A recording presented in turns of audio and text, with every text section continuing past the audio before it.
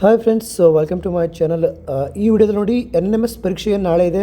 So ಅದಕ್ಕೆ ಸಂಬಂಧಿಸಿದಂತೆ most important ಭಾಳ ಇಂಪಾರ್ಟೆಂಟ್ ಆಗಿರುವಂಥ ಒಂದು 3 ಸ್ಟೆಪ್ ಫಾರ್ಮುಲಾನ ಹೇಳ್ಕೊಡ್ತೀನಿ. ಎಕ್ಸಾಮ್ ಹಾಲ್ನಲ್ಲಿ ಯಾವ ರೀತಿ ಅದನ್ನು ಉಪಯೋಗಿಸ್ಕೊಳ್ಬೇಕನ್ನೋಂಥ ಒಂದು ಮಾಹಿತಿ ಇದೆ, ಇಂಪಾರ್ಟೆಂಟ್ ಆಗಿದೆ. ನೋಡಿ ವಿಡಿಯೋನ ಕೊನೆವರೆಗೂ ನೋಡಿ. ಚಾನಲ್ಗೆ ಹೊಸಬರಾಗಿರೋ ಚಾನಲ್ ಸಬ್ಸ್ಕ್ರೈಬ್ ಮಾಡ್ಕೊಳ್ಳಿ. ಮೊದಲನೇ ಸ್ಟೆಪ್ ಏನಪ್ಪ ಅಂತಂದರೆ, ಮೊದಲಿಗೆ ಏನು ಫಾರ್ ಎಕ್ಸಾಂಪಲ್ ಈಗ 90 ಪ್ರಶ್ನೆಗಳು 90 ಪ್ರಶ್ನೆಗಳು 90 ನಿಮಿಷ ಇರುತ್ತೆ ಫಸ್ಟ್ ಪೇಪರು. ಆಮೇಲೆ ಸೆಕೆಂಡ್ ಪೇಪರು ಕೂಡ ಏನಾಗುತ್ತೆ 90 ಪ್ರಶ್ನೆಗಳು 90 ನಿಮಿಷ ಇರುತ್ತೆ ಸೆಕೆಂಡ್ ಪೇಪರು.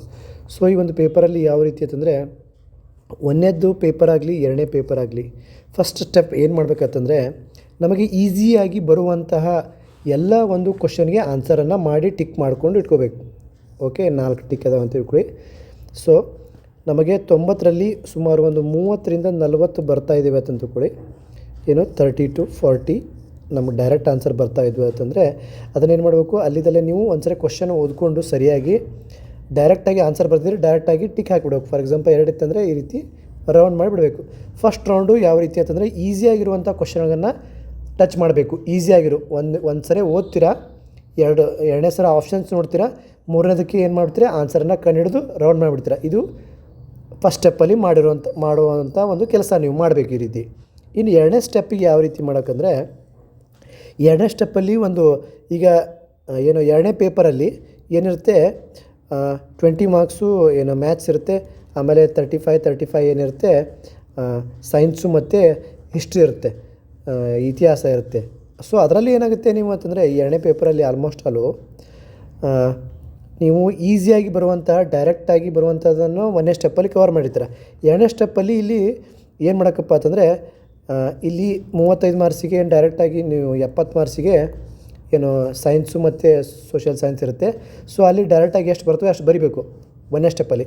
ಎರಡನೇ ಸ್ಟೆಪ್ಪಲ್ಲಿ ಏನಿರುತ್ತೆ, ಮ್ಯಾಥ್ಸಿಗೆ ಟಚ್ ಮಾಡಬೇಕು. ಇಲ್ಲಿ ನೀವು ಎರಡನೇ ಸ್ಟೆಪ್ಪಲ್ಲಿ ಏನು ಮಾಡಬೇಕು, ಎರಡನೇ ಪೇಪರ್ಗೆ ಮ್ಯಾಥ್ಸಿಗೆ ಟಚ್ ಮಾಡಬೇಕು ಎರಡನೇ ಸ್ಟೆಪ್ಪಲ್ಲಿ. ಯಾಕಂದರೆ ಬಿಡಿಸೋದು ಇಲ್ಲಿ ಲೇಟ್ ಆಗ್ತದೆ. ಒಂದು ವೇಳೆ ನೀವು ಒಂದು ಲೆಕ್ಕ ಏನಾದರೂ 2 ನಿಮಿಷ ಅಥವಾ 5 ನಿಮಿಷ ಅಥವಾ 10 ನಿಮಿಷ ತೊಗೊಂಡ್ರೆ ಏನಾಗುತ್ತೆ, ನೀವು ಬೇರೆ ಕ್ವಶನ್ಗಳಿಗೆ ನಿಮಗೆ ಸಮಯ ಸಿಗೋಲ್ಲ. ಸೊ ಆದ್ದರಿಂದ 1 ನಿಮಿಷ ಅಥವಾ 2 ನಿಮಿಷ 3 ನಿಮಿಷ ಟ್ರೈ ಮಾಡಬೇಕು ಒಂದು ಲೆಕ್ಕಕ್ಕೆ. ಇಲ್ಲಿ ಎರಡನೇ ಪೇಪರಲ್ಲಿ ಒಂದು ವೇಳೆ ಆನ್ಸರ್ ಸಿಕ್ತು, ಓಕೆ ರೈಟ್ ಹಾಕಿ ಮುಂದೋಗಿ. ಒಂದು ವೇಳೆ ಆನ್ಸರ್ ಸಿಗದೆ ಹೋದ ಪಕ್ಷದಲ್ಲಿ 3 ನಿಮಿಷಕ್ಕಿಂತ ಜಾಸ್ತಿ ಆತಂದರೆ ನೀವು ಆ ಕ್ವಶನನ್ನು ಬಿಟ್ಟುಬಿಡಬೇಕು. ಬಿಟ್ಟು ಏನು ಮಾಡಬೇಕಂತಂದರೆ, ಮುಂದಿನ ಪ್ರಶ್ನೆಗೆ ಹೋಗಬೇಕು. 2 ನಿಮಿಷದಲ್ಲಿ ಕ್ವಶನ್ಗೆ ನೀವು ಆನ್ಸರ್ ಮಾಡಬೇಕು. 2ರಿಂದ 3 ನಿಮಿಷದೊಳಗೆ. ಲೇಟ್ ಆಯ್ತಂದರೆ ನೀವು ಆ ಕ್ವಶನನ್ನು ಬಿಟ್ಟು ಮುಂದೆ ಹೋಗಬೇಕು. ಇಲ್ಲಾಂದರೆ ಏನಾಗುತ್ತೆ, ಬೇರೆ ಕ್ವಶನ್ಗೆ ಟೈಮು ಸಿಗೋದಿಲ್ಲ. ಸೊ ಈ ರೀತಿ ಎರಡನೇ ಪೇಪರಲ್ಲಿ ಮಾಡಬೇಕು. ಇನ್ನು ಒಂದನೇ ಪೇಪರಲ್ಲಿ ಯಾವ ರೀತಿ ಮಾಡಬೇಕಂತಂದರೆ, ನೀವು ಆದಷ್ಟು ಈಸಿಯಾಗಿ ಟು ದ ಪಾಯಿಂಟ್, ಲೆಕ್ಕ ಬಿಡಿಸ್ದೇನೆ ನೀವು ಈ ಡೈರೆಕ್ಟಾಗಿ ಆನ್ಸರನ್ನು ನೀವು ಒಂದನೇ ಸ್ಟೆಪ್ಪಲ್ಲಿ ಮಾಡಿರ್ತೀರ. ಒಂದನೇ ಸ್ಟೆಪ್ಪಲ್ಲಿ ಈ ಎರಡನೇ ಸ್ಟೆಪ್ಪಲ್ಲಿ ಏನು ಮಾಡಬೇಕು ಒಂದನೇ ಪೇಪರ್ಗೆ ಅಂತಂದರೆ, ನೀವು ಈಸಿಯಾಗಿ ನಿಮಗೆ ಲೆಕ್ಕ ಮಾಡೋಕ್ಕೆ ಬರುತ್ತೆ, ಬಟ್ ಟೈಮ್ ಹಿಡಿಯುತ್ತೆ. 2ರಿಂದ 3 ನಿಮಿಷ ಈಗ ಟೈಮ್ ಹಿಡಿಯುತ್ತೆ ಅನ್ನುವಂಥ ಲೆಕ್ಕಗಳನ್ನು ನೀವು ಎರಡನೇ ಸ್ಟೆಪ್ಪಲ್ಲಿ ಮಾಡಬೇಕು. ಒಂದನೇ ಸ್ಟೆಪ್ಪಲ್ಲಿ ಡೈರೆಕ್ಟ್ ಆನ್ಸರ್ ಗೊತ್ತಿರುತ್ತೆ ನಿಮಗೆ. ಈಗ ಸೀರೀಸ್ ಆಗಿರ್ಬೋದು, ಯಾವುದೇ ಒಂದು ಚಿತ್ರದ ಒಂದು ಸಮಸ್ಯೆ ಚಿತ್ರ ಆಗಿರ್ಬೋದು, ನಕ್ಷೆ ಆಗಿರ್ಬೋದು, ದಿಕ್ಕುಗಳದಾಗಿರ್ಬೋದು, ಅದು ಒಂದನೇ ಸ್ಟೆಪ್ಪಲ್ಲಿ ಆನ್ಸರ್ ಸಿಗುತ್ತೆ. ಬಟ್ ಇಲ್ಲಿ ಏನಾಗುತ್ತೆ, ಒಂದನೇ ಸ್ಟೆಪ್ಪಲ್ಲಿ ಮಾಡ್ಕೊಂಬಿಡ್ಬೇಕು ಅವೆಲ್ಲ. ಬಟ್ಟು ಎರಡನೇ ಸ್ಟೆಪ್ಪಲ್ಲಿ ಏನು ಮಾಡಬೇಕು, ಸ್ವಲ್ಪ ಬಿಡಿಸೋ ಲೆಕ್ಕ ಇರುತ್ತೆ.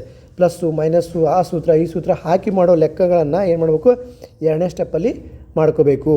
ಸೊ ಇಲ್ಲಿ 1 ಅಥವಾ 2, ಈಗ 1 2 3 4 ಇರುತ್ತೆ. ಸೊ ನಿಮ್ಗೇನಾಗುತ್ತೆ, ಒಂದು ಅರ್ಧ ಲೆಕ್ಕ ಬಿಡಿಸಿಂದೇ ಗೊತ್ತಾಗುತ್ತೆ ನಿಮ್ಗೆ ಇವೆರಡರಲ್ಲಿ ಒಂದಾಗಿದೆ ಅಥವಾ ಇವೆರಡರಲ್ಲಿ ಒಂದಾಗಿದೆ ಅಂತ.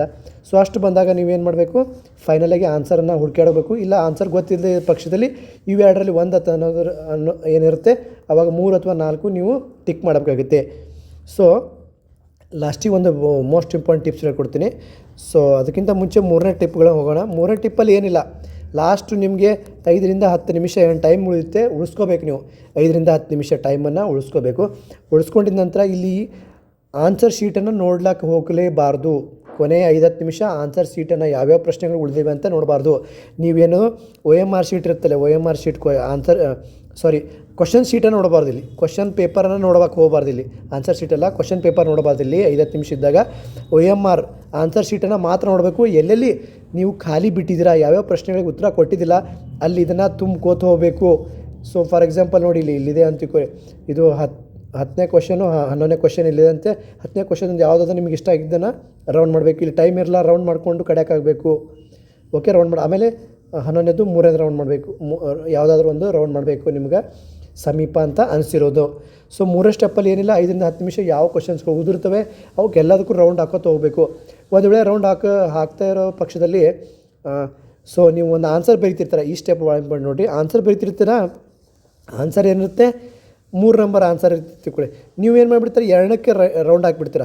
ಸೊ ಅವಾಗ ಏನು ಮಾಡಬೇಕು, ಇದನ್ನು ಕಾಟ್ ಹೊಡಿಬಾರ್ದು, ನೀವು ಇದನ್ನೇ ರೌಂಡ್ ಹಾಕಿ ಬಿಟ್ಬಿಡ್ಬೇಕು, ಮುಗಿಸ್ಬಿಡ್ಬೇಕು, ಇದನ್ನು ದಂಡಿಗೆ ಹಚ್ಚಿಬಿಡ್ಬೇಕು. ಒಂದೊಂದು ಸರಿ ಗ್ರೇಸ್ ಮಾರ್ಕ್ಸು ಎಕ್ಸ್ಟ್ರಾ ಮಾರ್ಕ್ಸ್ ಏನಾದರೂ ಕೊಡ್ತಿರ್ತಾನೆ.